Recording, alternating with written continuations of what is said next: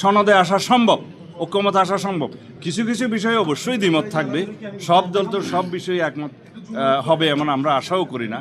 তবে যেগুলো ঐক্যমতে আমরা আসতে পারবো সেই বিষয়গুলো অবশ্যই জাতীয় সংসদের পরবর্তী গঠিত জাতীয় সংসদে সেগুলো সংশোধনী হবে, কিন্তু তার আগে ঐক্যমতের ভিত্তিতে সনদ স্বাক্ষরিত হলেই যথেষ্ট।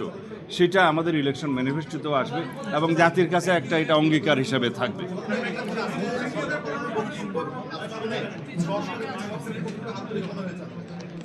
আমার কাছে মনে হয়েছে ওনারা যথেষ্ট আন্তরিক, তবে ওনারা ইতিমধ্যে যথেষ্ট সময় ক্ষেপণ করেছেন। আশা করি আর বেশি সময় নেবেন না, এই মাসের মধ্যে সব কিছু কম্পাইল করা সম্ভব হবে বলে মনে করি।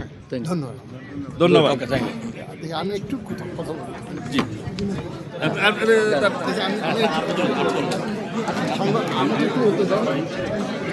সাংবাদিক বন্ধুগণ, আপনারা শুনলেন যে আমরা